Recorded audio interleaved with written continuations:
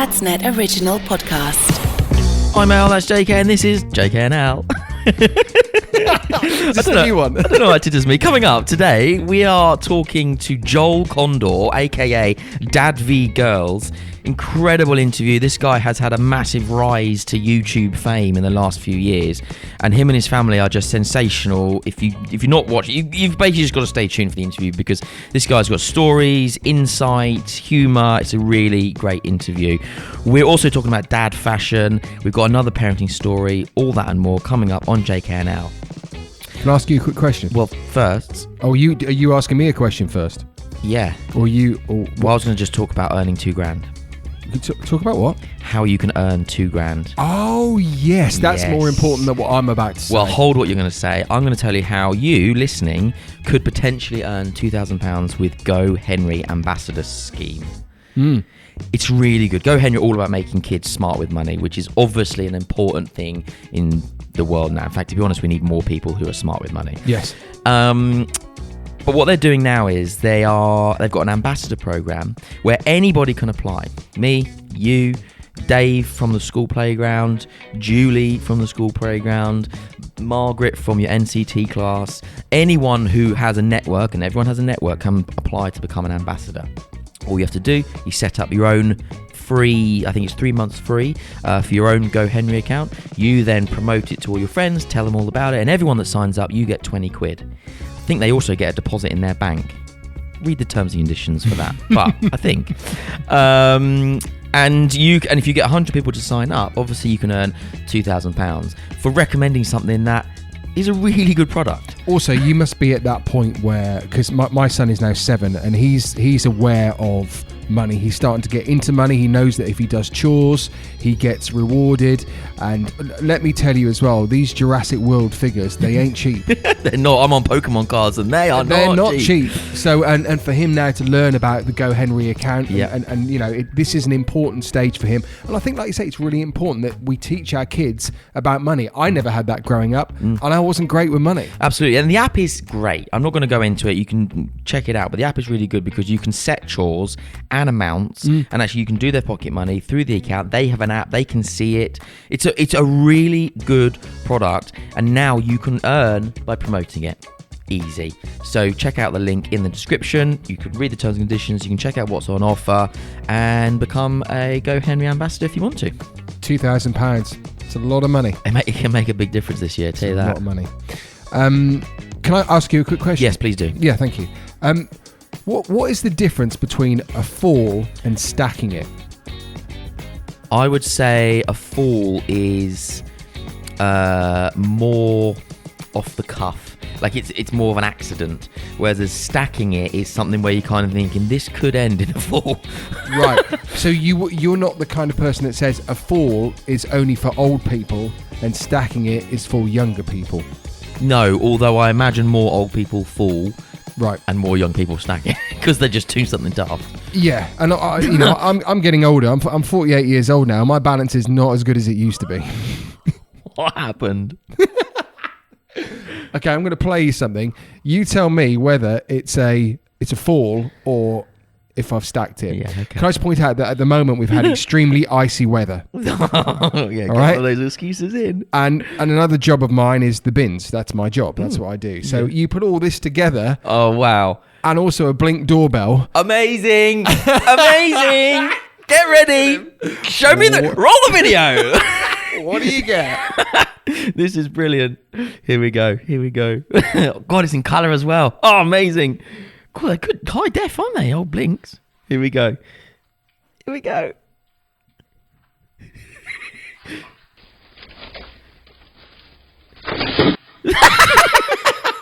Why are you laughing at me? Why? He's down. Why are you laughing at me? Man down. It's the way that the bin liner flies to the one side. Yeah, and you I go the other. But Out of shot. Amazing. what do you think then? Fall? I think that was a fall. I'd say I was stacking it because I'm not ready for a fall yet. No, I'm going to be forgiving here. That's a fall. I would say it's a fall because it could have happened to anyone. You Right. weren't doing anything. Like, I think a stack is like people on a skateboard trying to do a trick, because you're like, that could end with you stacking it. Yeah. Whereas as a fall, I think is much more kind of, it's come out of nowhere. Right. Honestly. Do you know what really sort of tickled and worried me at the same time is that it was one of those situations, you know, when you fall over, usually you can do something about it. Yeah. You can stop yourself. You can kamikaze roll out, or you can do whatever. Yeah. Nothing I can do. Nothing. Absolutely nothing. Have you now relinquished the putting the bins out job to Charlie? Well, I'm not. I was surprised it wasn't taken off me. Fear of you. I'll look after you. But hey, guess what? On these really -5 cold mornings and cold nights, I've still got bin duty. Was it ice? Genuinely? Yeah, it was ice. There's a little piece of wood there that I slip on, and I couldn't do anything. Well, I had 2 recycling bins in one hand, and I had the actual bin bag in the other. There was nothing I could. And I had my Adidas clogs on. It was a recipe for disaster. I mean, this is the thing now with like home security and Ring doorbells and cameras around everyone's houses. Not like you imagine if you got if there was no video evidence, you would have got up, looked around, see if anyone saw, and no one would know. The weird thing is it stopped recording. As soon as I got up, I went onto the Blink doorbell to look at myself. See how bad it was? It's quality.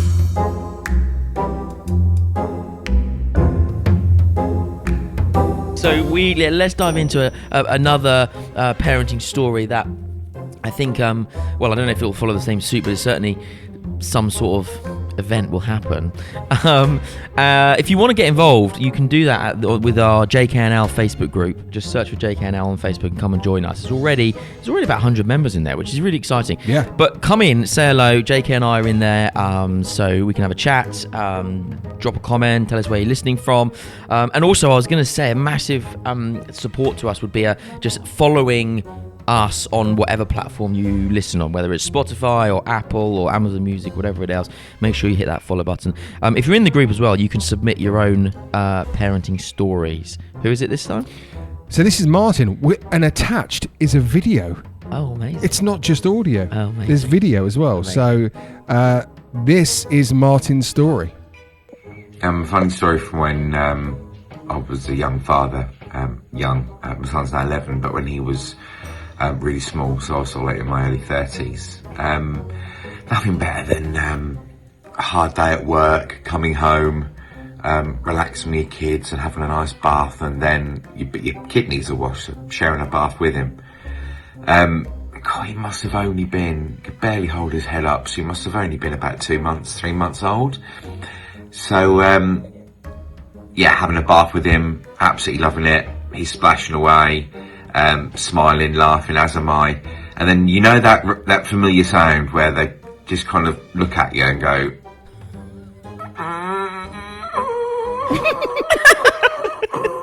and then he launched what only could be described as a turd torpedo in my general direction. I got out of the bath quick, sharpish, but safe to say we threw that sieve away, and it was a long while after that I had another bath with one of my kids. It was always me. I don't know about other dads, but it was always me that got pooed on, puked on, kicked in the nuts. Granted, my son's mum spent a lot more time with him because I was working and she was a stay-at-home parent, but I was the one that always, like I said, got covered in bodily fluid, or generally had poop thrown in their direction. Martyn, oh my days. I think it's all dads. I think it's a rite of passage. I've been in the bath when Ted's had a poo. Stop, Martyn. Stop, Martyn. Don't tell us again. I can't hear it again. Have you? I think I've managed to dodge it, if I'm honest with you. Mate, the worst, like Martyn's story is a torpedo, which suggests to me quite a firm kind of log poo. Yeah. I've been in there where it's been essentially diarrhea. Sharp. So it's just like a splatter of poo in the bath, and you can't escape that. A log you can dodge. You can dodge a log. You can move around a little bit. You can dodge a log. You can dodge the log. Hey, there's a game there. We should pitch that to Matt Edmondson. Quick. Get it? No, don't tell him. He'll take it. Yeah. Let's do it ourselves. Dodge the log. A Dad's Net game, maybe. Out for Christmas 2024. But you can dodge the log. I remember another time where Ted was in the bath on his own and he did a poo, and I our toilet is quite close to the bath, so I can remember cupping my hands, lifting this turd out. They're well slippy when they're wet. Slippery When Wet. It's your favourite album. There you go. Maybe that's why Bon Jovi named it. After their fatherhood experience. John was going like this with his hand sieve. Slippery when wet, yeah, the turds in the bath, and then dropped it into the toilet. So I've been there. I reckon most dads have. You're lucky not to have experienced it. Shot through the heart. Oh my god, that was quick. I will give you that. That was quick. That was quick. That is also a song from the album, by the way. I know. Slippery When Wet. I actually had Slippery When Wet. Wow. Which I will never now look in the same way. No, I've got a T-shirt that says Slippery When Wet.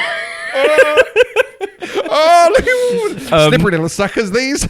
Martyn, what an amazing story. Also, I don't know if can we get a freeze frame? If you're watching this on video, let's get a freeze frame of Martyn's face when he's demonstrating the baby poo face. Because he nails it. It's just like cross-eyed, isn't it? It's like cross-eyed, kind of tense, a little bit red.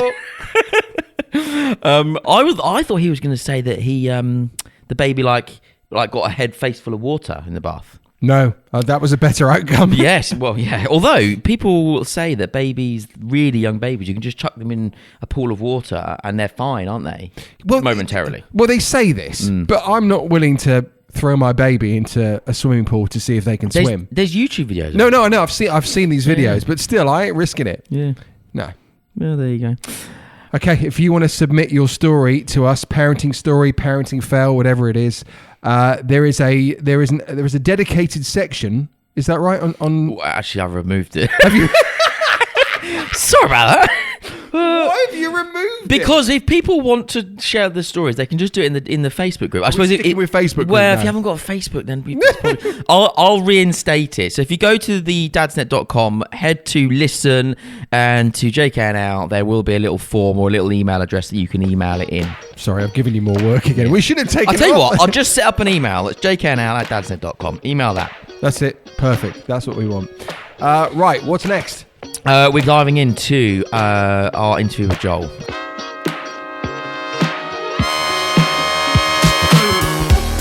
I mean, okay, I think we probably need to say, if you're listening to this, just pause, right? Stop it. Not now, just let me finish the sentence. Stop listening. Go back to the old episode, because we had Joel on really early on. We were talking about 3.5 years ago. In the Don't Tell Your Mum days. Exactly. And he shares a couple of stories actually, but one in particular that is just outrageously good. It's the best story I've ever heard, I think. Yeah. And it's worth listening to before you listen to this episode. He does do a little synopsis in this episode, in this interview, but it is worth going back and listening to the full thing, and then we talk about it with Joel. So maybe if you want, stop, go back and listen to that episode. We'll link it below, and then come back and listen to this interview, because Joel's a top guy. And also, if you've ever been interested in the world of YouTube, as in not joining it, but just finding out about what it involves to be on YouTube, to do a weekly vlog, and is it a good earner? Yeah. Can you earn a bit of money from this? Well, this interview will tell you all about that. Should I say? I didn't know if you'd led in and that was it. No, that's the whole point. Now they listen to the interview. Oh, right. I was gonna blur it. Don't blur it. No. Leave it. Here's the interview. This interview is exciting for me, partly because it's with a mate, but also because we had Joel on the old show. Yeah. Right at the start. We did. From a long time ago.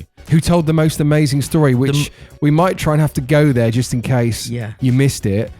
But then how do we possibly get that story down to a couple of minutes? I don't think you can, actually. We lost Joel. So on the show today, we've got Joel Condor from Dad v Girls, which is incredibly exciting. Welcome, Joel.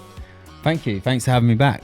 And also, we should just say there is a little dog next door. There's Patch. That we can't seem to I feel so guilty about this because it's your fault, Joel. The dog is crying in the other room because I'm allergic to dogs. So essentially, he's in there by himself because I'm in here and I feel really bad. No, you know what? He shouldn't even be in the office today. Why is he in the office? We haven't actually. Why is he in there? We haven't had this conversation yet. You turned up late with a dog. It's because the morning. It is your dog. It's right? My dog.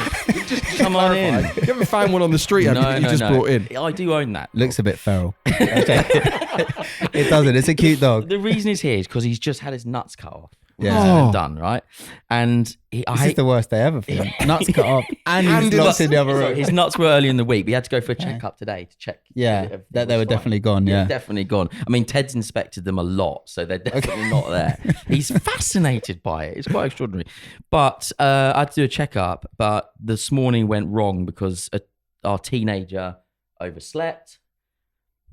No, what that's like. Just slept. Yeah. I don't know. I was just sleeping, Dad. Just slept and then woke up, and that then sent the whole you know what mornings are like for parents. Like it's a military operation, isn't it? Yeah, like, it is. Pack lunches and if someone's, it's only 20 minutes, but if the 20 minutes pushes everything back. So I then had to do the vet before taking Ted to school, and then I came straight to the office. But obviously, I had the dog with me. Right. That was a long explanation of why the dog is here. It was. The dog's here. But it shouldn't be here. The dog's there. How have you been over the last few years? Things have gone wild for you, right? Yeah, no, it's been a crazy few years, and sometimes I wake up in the morning, I'm like, is this really my life? Like, it's great, living the dream, literally. So let's just take everyone back. So when we first spoke, we had only really just met, like maybe that year, I think. And you were an editor. Yeah. Working freelance? Yeah, freelance, yeah. But I'd started your own YouTube channel, and it had just blown up. Like it just kind of kicked off, hadn't it? Yeah, so it's me, my wife, we've got 5 daughters. It's a family YouTube channel. We do like challenges. What's vlogs. wrong with you? Just to be able to produce women. I know. Girls. I mean, it's mad, isn't it? It's like, what are the actual chances? There must be a number you could put on what the chances Well, it's 50-50 for the first one. Yeah. And the thing is, what I realized is that my theory is if you have 3 of the same, you'll have 4 and probably 5 of the same. Yeah. The chances start to be a lot more highly favored in that way. Because when we were having our 4th, I started hearing all these people, like, everyone's like, oh, I know so-and-so, and they had 3 boys or 3 girls, and then the 4th was the same. Yeah. Right? So I was like, oh, wait, this is like a thing. Yeah. Like, it's not just 50-50 every time. There must be something going on. But to be honest, I know people always, especially men, they're like, oh, unlucky. Yeah, or maybe the next one will be a boy. But I genuinely don't. Do they say that? No, People do say that. They do, but also You'll be I think surprised. you get the ones that once they've had like 2 or 3 of the same sex, they kind of go, well, it's kind of easier now. We've got the clothes. You can pass the clothes on. You know what I mean? You kind of, I don't really want a boy now. And I know a lot of guys that have had girls and gone, actually, no, do you know what? I kind of know how they work now. I'd rather just stick with girls. It's funny because when we first got pregnant, Sarah was pregnant, but I was there. I love the way dads involved. do that. You helped When a we little first bit. got pregnant, being 19 years old, I only wanted a boy because I'm like, I don't know, like having a little girl, it didn't really, register in my head like what I would even do with them. I was just like, I want a boy. I wanted like a little mini me. Then we had Casey. And I was like, oh my God, like I love having a daughter. Like it's just incredible. So when we were having our second, I actually was like, way less wanted a boy. And I was like, it'd be nice to have one of each, but I actually kind of want another girl. It's just amazing. And then as it went on, I've never really been desperate for a boy. My wife was really, really desperate for a boy, actually, way more than me. And I don't know. I'm just like, I think as well, like she always jokes and teases me about it, but she's like, you're not really like a manly man. You're not like going down the pub. You're not into sports. Like, what am I going to do with like what? I'm not going to take him to the football or down the pub and stuff. So I'm like, I feel really comfortable with girls. I love having daughters. And it is quite special just being like, I've got 5 girls. It's really special. I tell people randomly in the street, in conversation, obviously. Stop them. Stop them. Hey, you, listen here. I have 5 girls. You stop random people, he steals dogs off the street. I mean, this is just... We're right duo, we are. For first-time parents now, or parents that are looking at, getting pregnant and boys, girls, all that sort of stuff, I'm going to ask you a very simple question. What is the best thing about just having girls? What's the best thing? Because I'm going to ask the worst thing after this. Best thing. Okay. The best thing about girls is having like daddy girls, like they're daddy's girls. Like it's just, I can't imagine saying it the same with boy. It could be the same. I don't know. But there's just like, I can't even explain it. It's such a special bond. And I can't compare it because I don't have a boy. Yeah. But there is something so special about, just having that bond with them. And also, do you know what the best thing, if you're talking about it's from like a practical point of view or like a long-term investment, if you will, girls generally stay close to their parents. Like if you're talking about like where they go for Christmas, if they're married, or you know, they're generally around their parents. Whereas the boys, like if I look at me and Sarah, I'm around Sarah's family way more than I'm around mine. Yeah. And I think that's quite. It's a very good point. So I feel like having all girls, like they'll be around us way more. If we They'll had look after you when you get old. Yeah, so they'll like still be there. No, they will. Yeah. This is the thing. Is like I know it's a stereotype, but it's if you look at it, it's quite true. So yeah, sorry. Well, if you have enough of them, one of them's going to take you in when you're old and you can't move. Yeah, true. You know what I mean? Yeah. Playing the odds. Those are the best things, which is lovely. That is such a nice answer. What's the worst thing about having girls? The worst thing about having Worst is probably a girls- bad word. Let's say what you know. No, I'm just wondering how long you've got. But no, joking. No, Give us the top 10. That's fine. The thing is, there isn't really a lot of bad things specific about having girls that I can think of. But one of the things that I've noticed more recently when we were talking about like I wasn't bothered about having boys, like Sarah and my two eldest daughters who are teenagers, like they're all going to New York on a girls trip like later this year, and I'm like, oh, like I'm not invited, and I felt a bit sad, like I don't have like me, Casey and Grace wouldn't go on a girls' dad trip to New York. It's a bit, I don't know. So I was like, oh, actually, I might be situations later down the line where I feel like maybe I did miss out on having a son because we might have gone and done something, a different trip. Yeah. I don't know. So I do feel like there's little moments now they're getting older where they want to do things with their mum, like they'll go and do certain things where they might not really want to do that with their dad. So I don't know, like really I'm not going to cry, dad-free but girls like in those moments. So Oh. I tell you what. Should we organise a lads trip to New York? Do you want? Yeah, shall we there you do it? go. Yeah, Let's do it. Come Let's on, do he it. needs it. He needs it. That's what Yeah. you should go to Sarah and say, I've got a solution to this. Yeah. Right, here it is. We're having a lads trip. The thing is that I kind of feel now is that boys now as children are way more emotional and sensitive than they were when I was growing up and probably the generation before me. So now I'm not sure whether there is that difference where people say, oh yeah, boys are much easier because you just know where you stand, you know what they're feeling, you know what they're thinking. I don't think that's, well, I know that's not true. I was like, in that's my life. not true. No, but I think that's the difference because that kind of was generational, you know, that was when my parents were growing up. When I was, it probably was a bit easier between boys and girls. This comes up a lot on our podcast, by the way. Yeah. Al's very... Is this like a therapy session for Al? Yeah, Basically, yeah. It's a very strong opinion that he has. Yeah, honestly, when we had Ollie Ollerton on from the SAS, he went down this route. He had like he had love hearts in his eyes when he was talking about it. Yeah, basically just saying that life was great.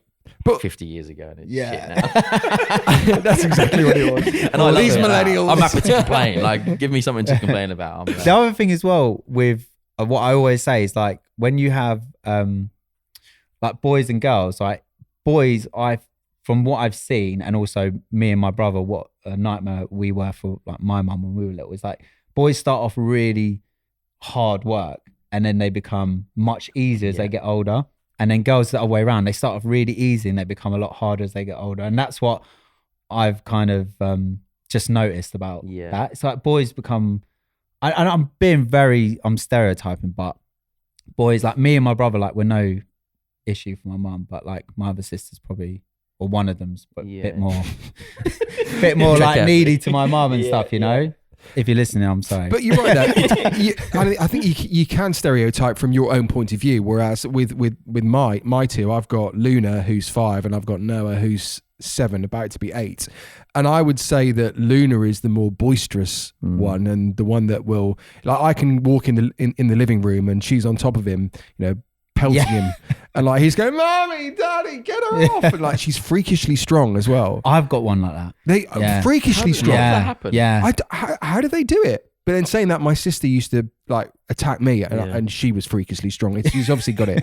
But you're right. Like Noah, I think is very, very sensitive. You know, he's very emotional, and Luna won't show it as much as Noah will. So. I think I do agree with you. I think, well, in my house, it is exactly that Noah is very in touch with his emotions. Yeah.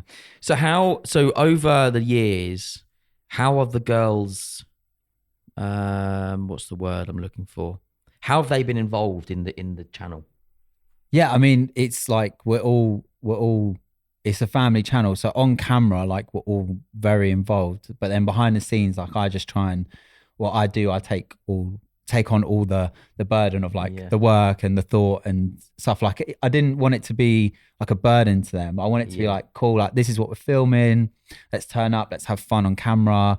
And then when we stop filming, it's over to me. So like they're not involved in like the behind the scenes of it and stuff like that. Because, and they're waiting around. Like if it's all ready for them, they can come home or whatever it is you're doing, and it's all ready. They can just have the fun. Cool. Like what are we doing today? Yeah, we're doing this. And they're not.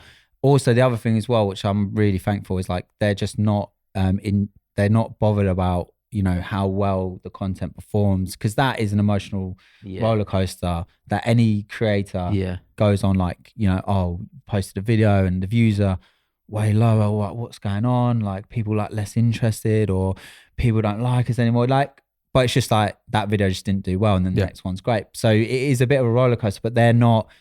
Because someone asked me recently on a podcast, like, how has it been, like talking about like mental health, like how's it been for the girls and stuff like that? And I'm like, it's not really been an issue. If it's been an issue for anyone, it's been me, like getting like feeling like burnt out. That was my next question. You jumped ahead. Sorry, I saw your list of questions on the table. I was like, let's just get through this. Yeah, quickly.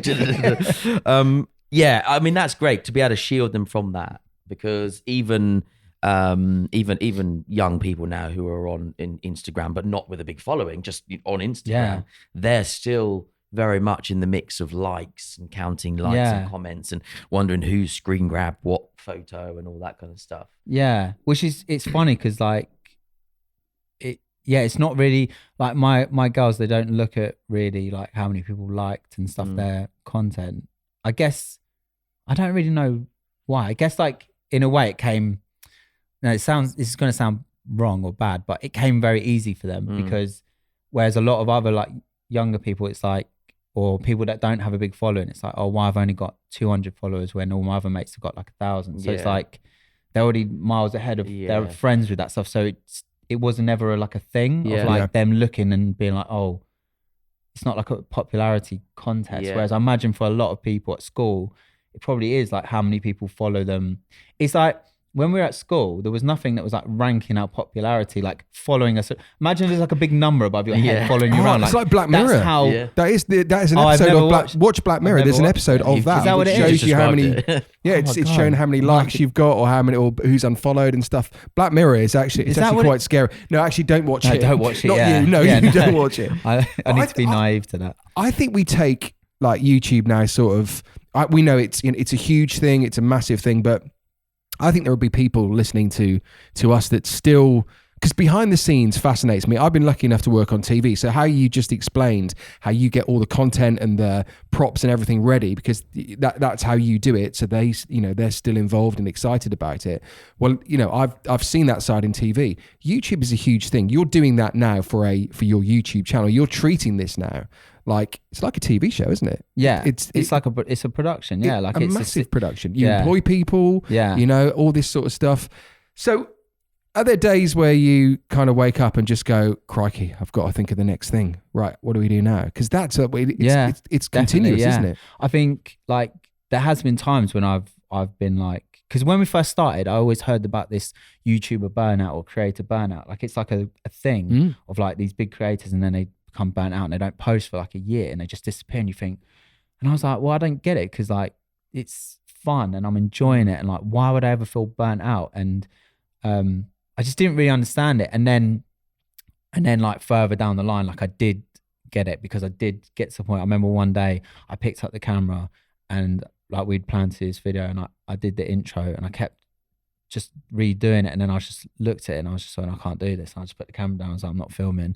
And I had about maybe 3 weeks off. I just felt like I just couldn't do it, which I know would probably seem weird I would have thought it was weird if you told me that like a year before, but you do, you kind of, you can just get burnt out. Yeah. And I think as well, what I was doing at the time was like just comparing myself to, or our channel or myself to like other really successful channels. Cause I was like trying to figure out like ways to grow the channel. So I was like watching a lot of other content. I think this is like a really important lesson for like anyone in any field, even if it's not work, it's just yourself. If you're following all these accounts of like people that are in great shape because you want to be inspired to be in great shape, and a lot of cases it won't inspire you to get in great shape, it just make you feel way worse about yourself. So, you know, it's good to kind of be inspired and stuff like that, but there becomes a point where you're like, it just makes you feel really crap. So I just stopped looking at all this other stuff. I was like, we're really successful, we're doing a great job, I don't need to compare myself. Yeah, that comparison can be a pitfall. It's also there's a pressure, isn't there? And I think this is similar to anyone who runs their own business or freelancers, where you feel like, oh, I need to keep going because it's all on my shoulders to keep this running. And then you've got the added kind of pressure that actually you're reliant on YouTube. Like, YouTube's not going to crash. This is what people say, Facebook's dying a death and whatever else. They're not going to just disappear overnight. No. But there is kind of like, if they tweak an algorithm, then suddenly my videos just drop in the searches and whatever else. Like, there's kind of like there is a certain element that's out of your control. Yeah. And I've seen it happen to other channels, and it is definitely like a worry. But in terms of YouTube as a platform, like, you know, obviously you've got like TikTok, which has just exploded. So, you know, you'll hear people saying, or, you know, TikTok's the new platform, like no one's watching YouTube, It's like I don't think anyone can compete with YouTube. YouTube is an absolute beast of a platform. You've got there's no other long form content platform, and long form content is way more substantial than short form. It's got so much more depth to it. It's more valuable to brands. It's more valuable to advertisers. And there's no other platform that's competing with it right now. If there was like a TikTok, then it was like long form and it was blowing up, I might be a bit. Do you know I think what's going to compete with YouTube is podcasting. Yeah. Because it's long form content. Yeah. And it's so engaged. If you're engaged for 20 minutes, like when you're watching a TV show or a long form video on YouTube, or you're listening to a 20, 30, 40 minute podcast, that is so much more valuable, like you say, to brands and advertisers and whoever else. But also it's better for the listener, the watcher. They're getting so much more out of that than flicking through TikTok or Instagram Reels. Or exactly. But I still think like YouTube it's always going to be massive. And I'll give you an example actually. The other night I just sat down after work, put the TV on, and just flipped through 300 channels, and there was really nothing of that at that point that interested me. I mean, even if you go to like the movie channels and Gladiators on, well, you'll probably flick that on just because it's on the TV and you'll watch it. But I couldn't find anything. But I can go up to my son's room when I take him to bed, and he does this thing where he just wants to go on YouTube and not come back down. Fall asleep there. But I'll say to him, right, YouTube, Noah, what do you want to watch? And he'll go, I want to watch a bear versus a tiger. And I'll go, I've searched that. Bear versus tiger. I genuinely have searched these things. And there it is. You can't do, okay, so you can do that with in apps in TV now. You should pitch that to Netflix or the BBC. But that's what you do. And that's what YouTube you can do. But bear versus tiger. Dad versus girls. You know, this is the thing. You can do that with YouTube, and you ain't going to get anything like that anywhere else at the moment. But also, like, in terms of like as a creator, the depth of the relationship you can build with your audience on YouTube, you can't even compare it to TikTok. It's like I go on TikTok and I'll flick through and there's people that do stuff and I'm like, that's hilarious, and I just keep scrolling. I don't hardly ever do I then go, actually I really want to follow you. Yeah. And even if I do follow you, I don't ever really go to the page I'm following. I'm always on the For You page, and you can do all the like 1 minute, 2 minute videos you want, but like I don't feel any connection with you. But then over on YouTube, like the people I watch on YouTube, like Casey Neistat, for example, I'm like, I have a connection with him, even though he doesn't know him. But he's looking at you down the camera. He's, the terminology he is using, he's talking to you, everything like that, which is actually, it's old school broadcasting. It's that one-on-oneness. Yeah. And you feel like they are just talking to you, not an audience of 2 million.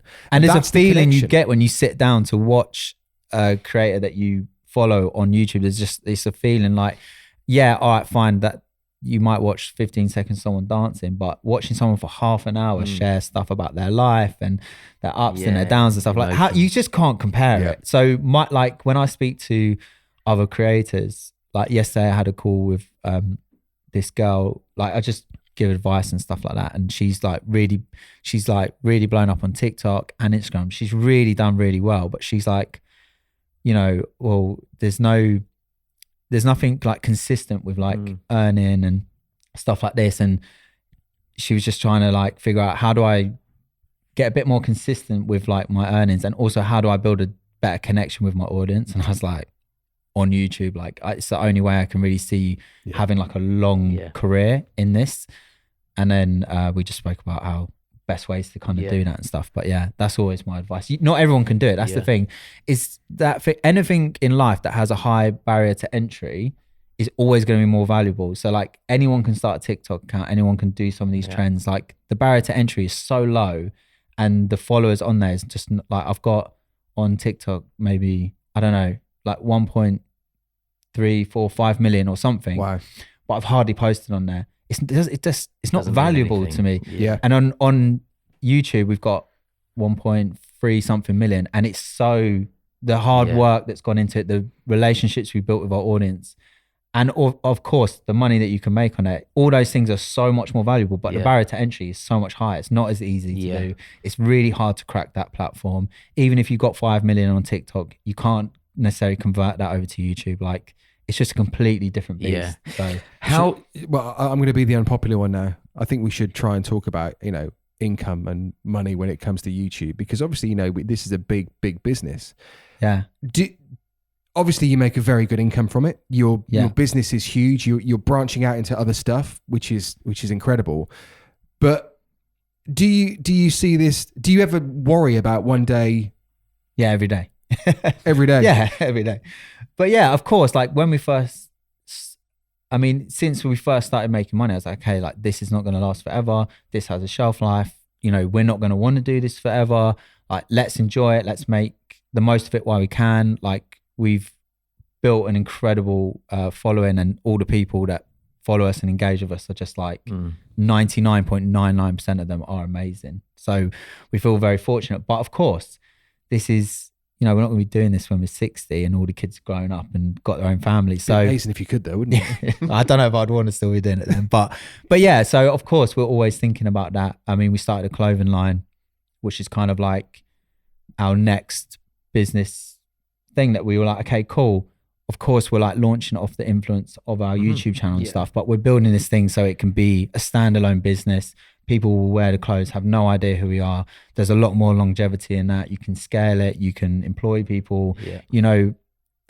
You own equity in something. You could sell it one day if you wanted to. Like, you just can't do any of that stuff with YouTube. So I see a lot of YouTube creators are very entrepreneurial, and you do see them like making very smart decisions about making use of the opportunity they have. And then you see others and you think, what are you going to do after this? Like, you're essentially, like, YouTube is like a great way.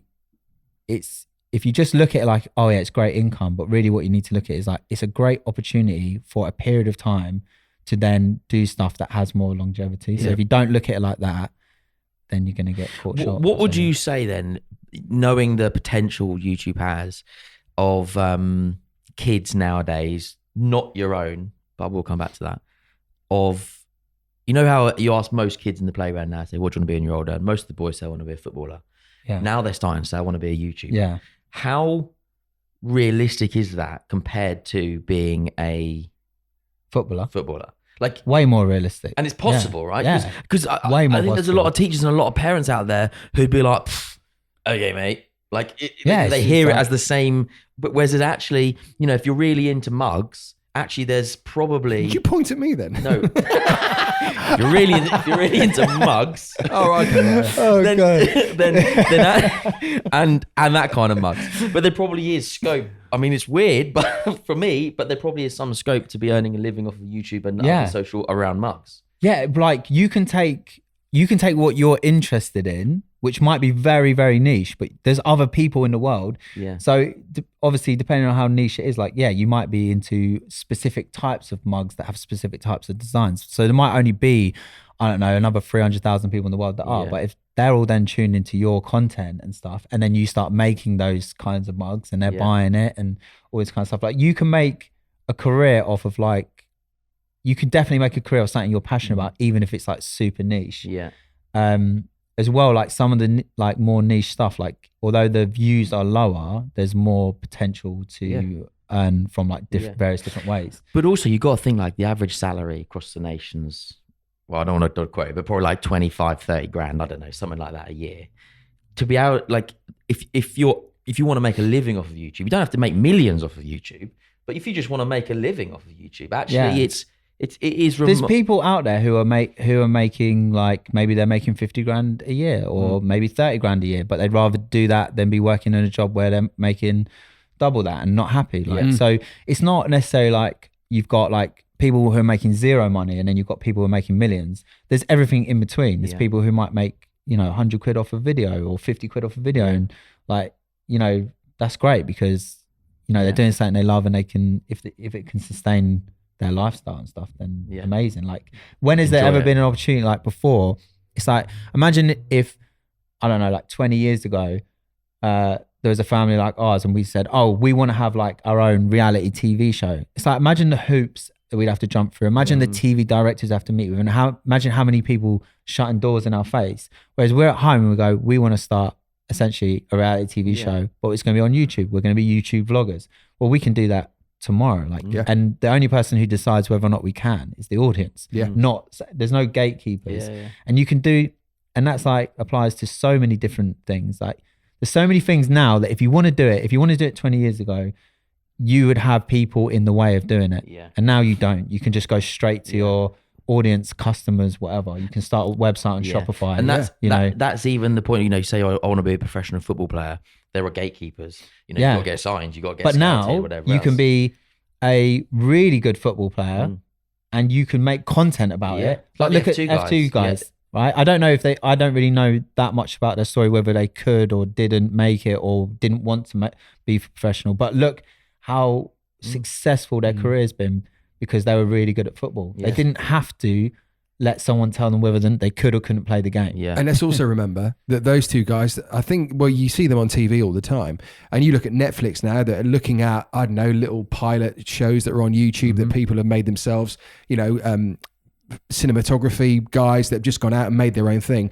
Netflix, Amazon, they're picking these shows up. There are YouTubers now that are going into the jungle. There are, you're making your own, you're making your own content. You're on your own platform, but people from other platforms that we, aspire to, TV, all that stuff, they're now coming in and taking because that's where the attention is. The attention isn't, and it's a guaranteed audience. And the thing is, well, it's funny because like I have met YouTubers and in the beginning we did sort of wonder like what TV opportunities there might be, but it's like there's not hardly any money in some of this TV stuff. It's like, wait, you can make way more money on YouTube. No one's going to tell you what you can and can't say. So you see these YouTubers that like want to transition to TV, and that's fine. Like if that's your passion and that's what you always want to do, but in terms of like, does it add anything to the bottom line in your bank account? Like not really. Sometimes like some of these shows, like they won't even pay any money. But also like and views as well. I mean, something like you hear these stats, don't you, around like the X Factor final, and that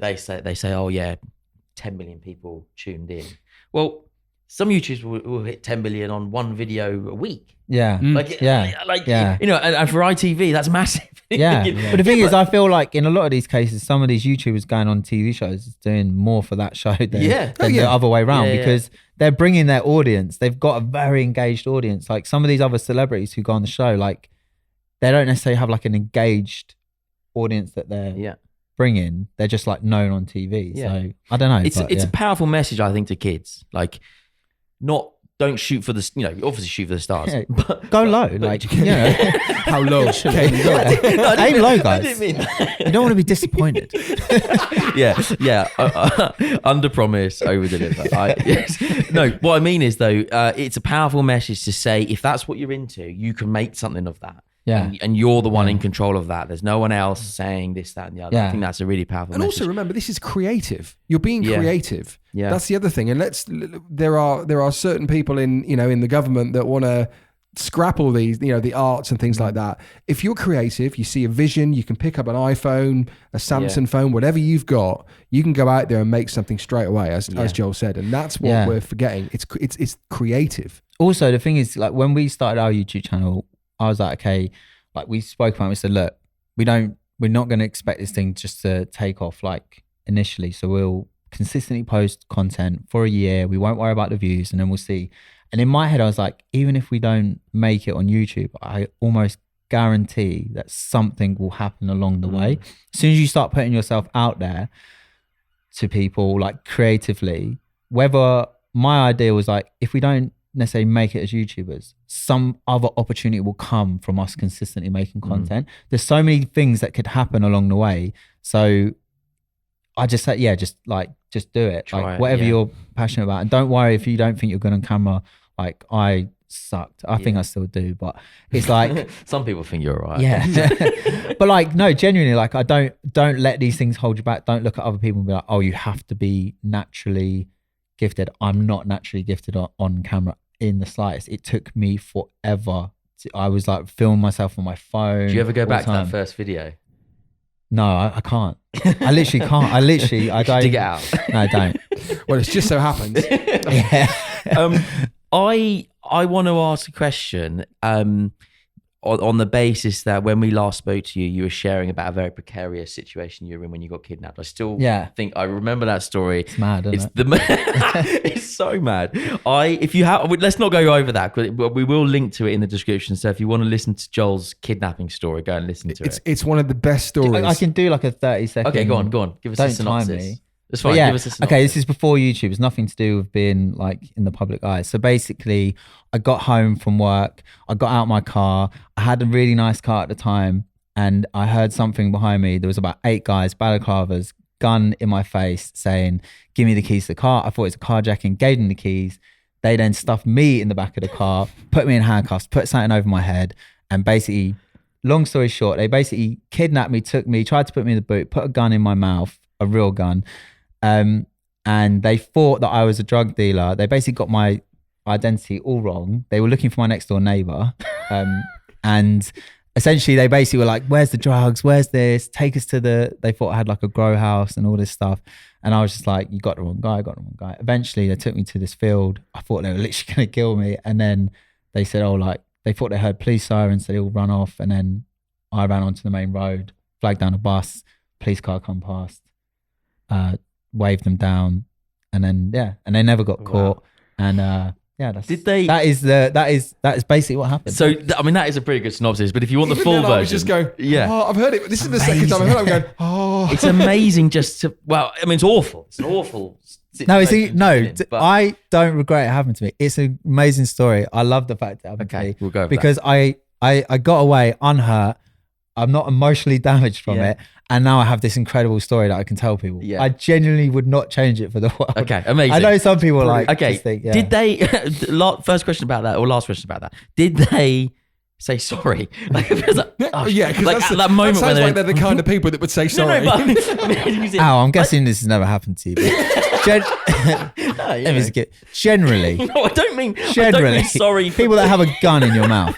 Right? No, they're not the most apologetic type of people. What I mean is for getting the wrong guy. They didn't know they'd got the wrong guy. They ran. Okay. I think it started to dawn on them, but they wouldn't accept it. Yeah. I was like, I've got ID in my pocket because they're calling me by a different name. They're like, no, it'll be fake, and I'm like, well, just look at it at least. Do you know what I mean? Let's be reasonable, guys.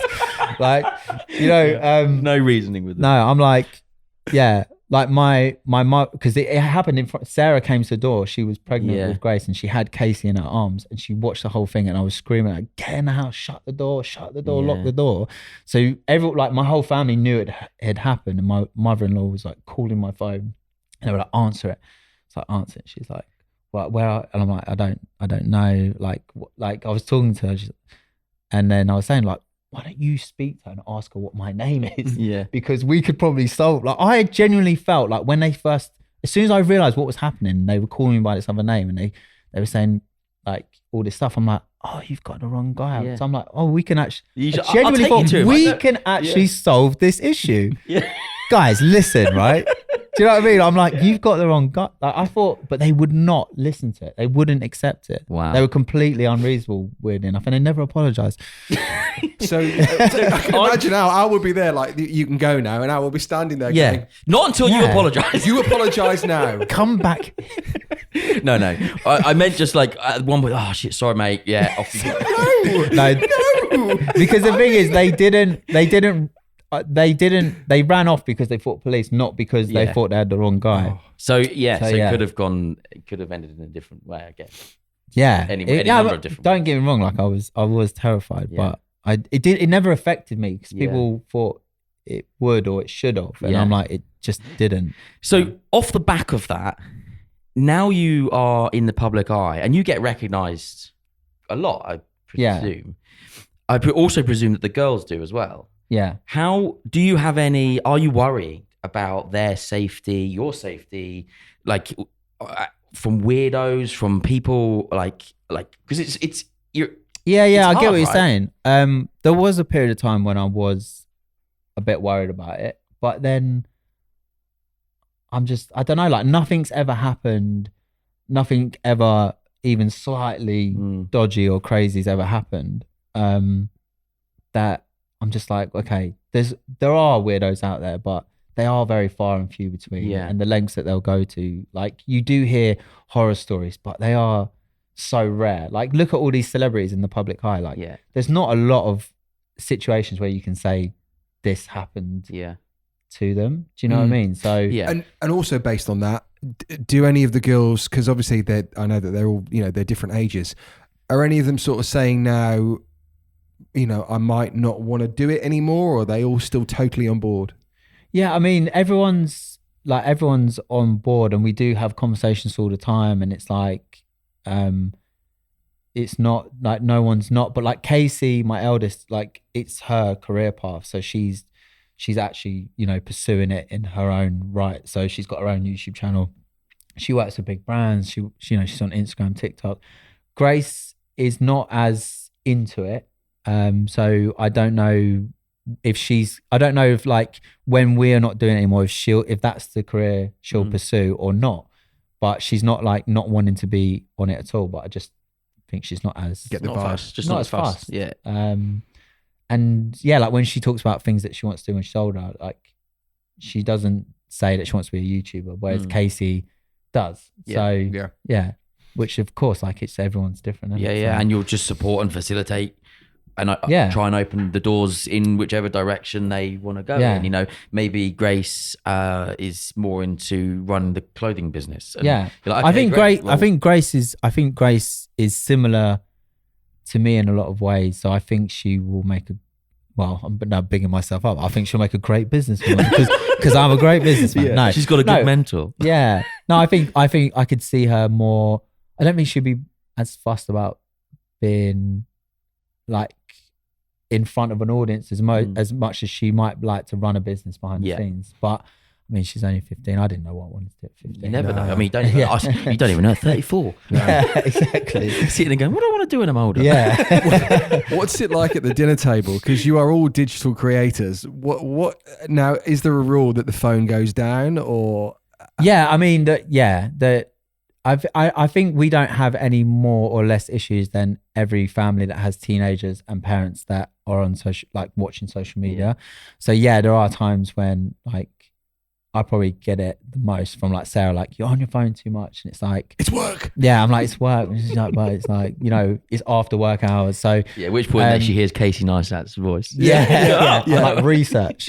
So no, so I don't think it's any different. Like if we're all at the dinner table, of course phones down. If someone picks up their phone, it's like what are you doing? I think it's just normal stuff. Yeah. Or it'd be like, oh, have you seen this TikTok? And then everyone's watching the same TikTok and we're having a laugh. But it's not any different to any other. Well, we've got teenagers and it's social media nowadays. It's got a lot to answer for. We go to bed at like 10:30. Last night 10:30 we went to bed, and we didn't go to sleep till about probably about 1:45 midnight. And I know what you're thinking. No, we were just watching stuff. Watching reels on Instagram, mainly of like dogs and stuff like that. And that's. But when and that's when I do, people give social media a bit of stick and stuff, but there's nothing better than receiving like last night, there was a dog in a swimming pool speaking. Obviously, someone was using their voice, and we were pissing ourselves. Yeah. And I'm like, do you know what? Yeah. We laughed. It Yeah, makes us fun. happy. Leave us alone. You know. Yeah. We should be having sex, but you know what I mean. Yeah. I mean, what happens in the bedroom, mate? That's up to you. Oh no, it's terrible. Isn't it? It's probably not. It's probably up to his missus. Not up to him. That is also true. What's next? Like, what have you guys got planned? Like, do you know where you're heading, or are you just happy where you are and keep going and what? Yeah, I mean, I'm just one of them people that's like, what's next? And there's always more that I could do, and it's a bit of a problem. So it's like Sarah's like, you know, she sort of might that you can't do everything. So it's trying to figure out what is the best use of my time, because we are just so ridiculously busy. But the thing is, the clothing line Daewoo is just doing ridiculously well. So it's like it makes sense to just focus so much on that and Dadvi Girls and not try and take on too many other things. But saying that, we are starting another business as well.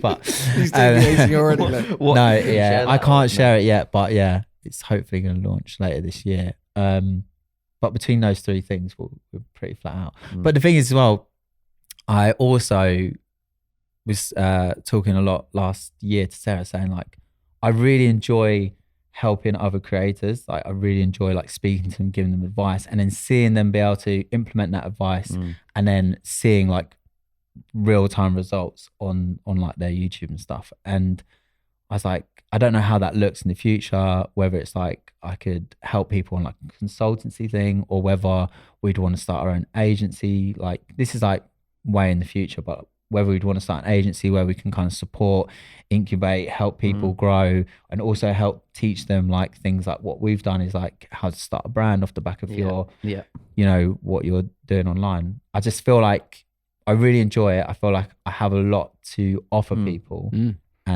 but it's just, I just don't have the time. Yeah, I but think it's taking what you've learned and giving it to other people. I think that's And also, let's not forget, whatever we chose to do, and if we do what we, you know, what we love, which I think we all do, people at the start would struggle with that. And if you can help them in any way, you know, you remember when you first started out and you wanted to get that break. And I mean, I don't know if this is the right time to share, but I actually want to start a YouTube channel on mugs.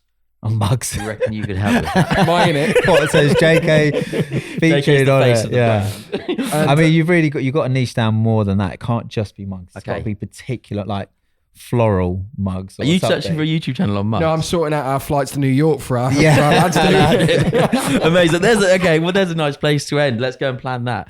Joel, it's been amazing. Thanks so much for joining us. Oh, thanks for having me. I'm going to go back and listen to the kidnap story in full every time we share it. Sometimes I share it as if it's my story. Yeah. Like, Yeah. I know It's a this great guy, story. right? You know, they sold it to Netflix. Yeah. And it said it was him. It's a great, It's a this is the great thing. This is story. what I love. It is a great story. Definitely go and listen to it. Even though it's my story, I will tell you it's a great Let's story. clip it out. We'll clip it out and we'll run it as a midweek thing as well. Oh, you mean I'll clip it out, is what you mean? Yeah. Oh, we'll get producer Jack on Oh, it. okay. All right. Yeah, you're not producing anymore. You're just talent nowadays. See, I've relinquished control. It's gone. If JK's talent, what are you?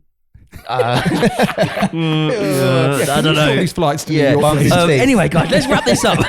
Cheers, Joel. I mean, there's so many kids nowadays, aren't there, that say, I want to be a YouTuber. Yeah. And I just think that gone are the days where that is as pie in the sky as I want to be a football player. Yeah. And there is a powerful message there that Joel nailed it, where he says, if you're interested in something, you can make money off of it. Yep. Via YouTube. So I think when our kids are coming to us nowadays and saying, I want to be a YouTuber, like, you can kind of go, well, okay, Okay. let's make that happen. Like, let's explore it. Let's have some fun. And Can we buy an expensive camera? No, you've got a phone. well, yes. Use that. Yes, exactly. So yeah, but fascinating. And I mean, that kidnap story, I will Still never brilliant. stop talking about No. it. And he never does. You know, he actually he said that he actually now loves the fact that it happened to him. Yeah. Because it's just a great story that breaks the ice. Exactly. And it Now- really does. Now, in a moment, we're going to be talking about dad fashion, but the reason I want to just loop Joel in on this is before he came, he said, are we going to video it? Obviously we are. He said, just so he knows to not turn up looking like a schlep, right? What are you talking about? Yeah, well, this is the thing, right? So then he said, okay, when he said that, I thought, oh crap, like maybe I need to just think about my appearance. Well, I think you are starting to think about your appearance. I'm lagging behind. Okay, so here's the thing. About 2 weeks ago, so Dad's net's obviously growing, and I'm starting to go to meetings and events and speaking and things that probably require me turning up, like, not in running trainers and not like Dad. with stained t-shirts, like where it's breakfast or toothpaste or the dog jumped up or whatever it is, and basically just kind of being a little bit more presentable. So Jen the other day said, you've got to sort it out because if you're going to these, like, it's fine if you're working from home, you don't even have to get dressed if you're working from home. That's fine. He just does it in his boxers. Exactly. But if you're going out to some meetings now, and obviously we're out of lockdown and people do want to meet, and I'm speaking at an event later this week and things, you've got to look presentable. It's called making an effort, Al. Yeah. But then I was like, okay, I'm on board with that, but how? I'm not fashionable. Go and buy clothes. But what? Like, if you said that to me, I'd probably end up in Gymshark, Sport and Soccer, Sports Direct, whatever it's called now. Sports or soccer. Going back New brand. a while. Or, you know... And no, I agree. I don't know totally what I'm agree. doing. No, well, you can tell today I've got a hoodie on, I've got a pair of jeans, and I've got some Nike trainers. That's it. No. I'm still dressing like an American teenage boy. And I'm 48 years old. The only thing... So Joel turns out, he always looks good, to be honest. I don't know what he's talking about. He looks cool. But he always looks cool. He's always, like, just on trend. He always wears black. So black's quite good for me, I think, because it makes him look... But my point is, I don't really know what I'm doing. And I think a lot of dads... It's just not a priority for me now. The priority is that the kids are out at school with lunch and school shoes. That Jen's like, I'm just not really a priority, but I need to start doing it, and I don't know what I'm doing. So for our gear review today, we are trying out some actual fashionable dad men's items from & Sons Trading Company.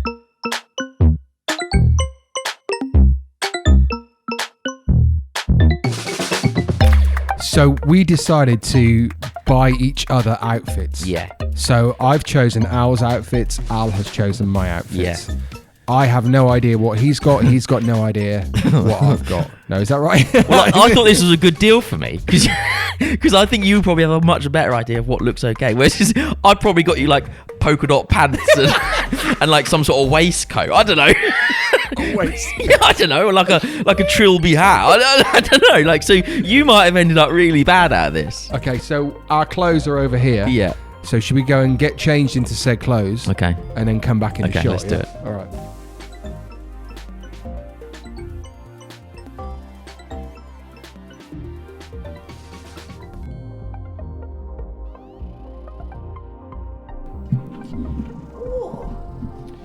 Oh. I feel like a different man. I actually do feel like a different man. I mean, straight away. The quality. The quality's insane. Yeah, I mean, I go to a certain store where you can get like 30 jumpers for like 30 quid. Yeah. And they're not quality. No. I also though, like, I don't want to name another brand, but there's another brand that actually you do pay a lot of money for the t-shirts, right? Yeah. And within a few weeks they've got little holes in. Yeah. Like, this is thick. It's a quality made. I mean, everything is. I love it. I genuinely love it. And it's been a long time since I've had decent clothes. Do you know what? I don't know whether people watching this or people listening can tell, but we both feel. I think we've like straight away. It's made us both kind of feel like, yeah, like I feel a little better. Also, you know, you've got quality clothes when your buttons, your spare buttons come in a packet like that. Yeah. And when you buy shoes, you get a shoe bag to put it in. I mean, that confused me. I was like, what do you do with that? Look. Do you take them off and put them in the bag? I've seen my wife buy shoes that have had shoe bags. I'm now in that category. You can now compete. I love it. The thing is, right, this order came through. I don't know whether it was the same for you, but it was 2 days delivery. DPD, really good. Like, the bag it comes in, massive paper bag. Yep. Quality. The weight of that bag. I mean, it's only one outfit, but the weight was, I thought, it feels like you can almost like feel the quality before you've even opened it because of the weight. I just got, the other thing about this, right? Interestingly, I chose for you brown, and blue. Yeah. You chose for me brown boots, blue Blue. blue I don't jacket. think you can go wrong with navy. You can't. And blue. Navy is my favourite colour. Yeah. So you got me a nice navy jumper. You know me well. I know. This shirt, which is more of a shacket. A shacket, yeah, which I love. The cords, which you can see. I love a pair of cords. Yeah.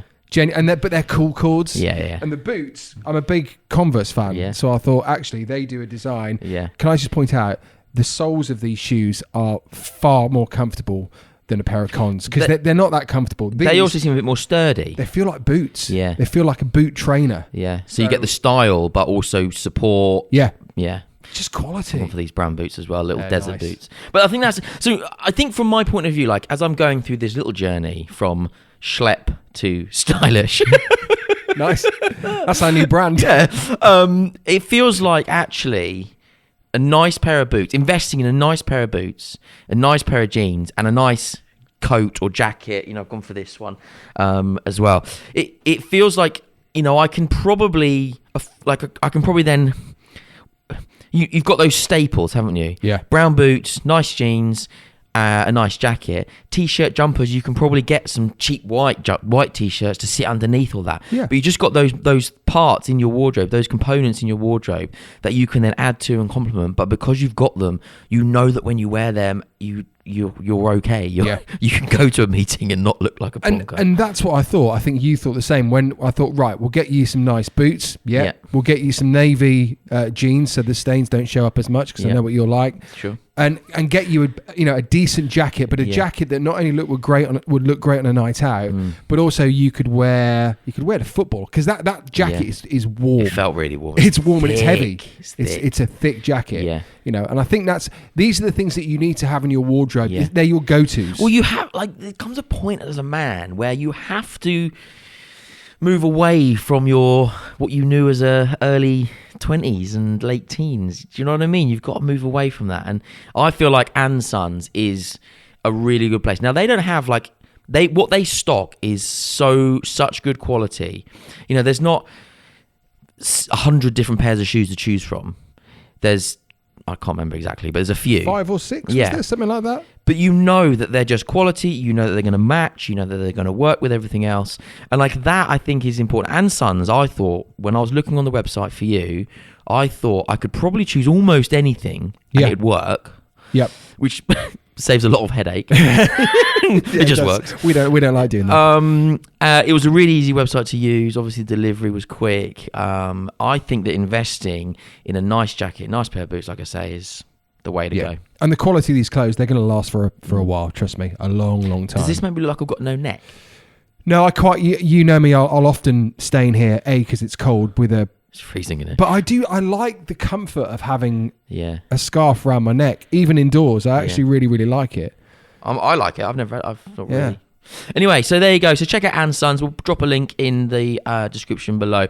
I think that if you're a dad, if you're a man and you are listening to this, or even if you're buying for a man, I would check out Ann Sons. I think it's the quality is like, I've never known anything like it. Also, the fit is really good.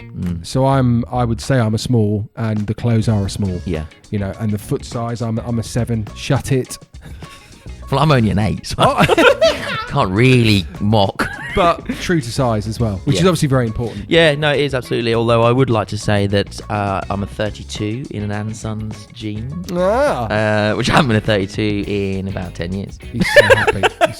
I'm now going to take my shoes off and put it in my Ann Sons shoe bag. Amazing. Check them out. Link in the description. And that's a wrap. We're done. Have a good week. See you next time. Oh God. You're all right. You really don't like goodbyes, do you? I really don't like doing that. I never have. In all the years we've been doing this, I've never nailed it. I don't know what I'm doing. Can you do it again? And I'm just not going to say anything. But please follow and subscribe and do whatever you need to do to make this podcast a little bit bigger. Just look into the camera and go, see you next week. See you next week. That's it. A Dadsnet original podcast.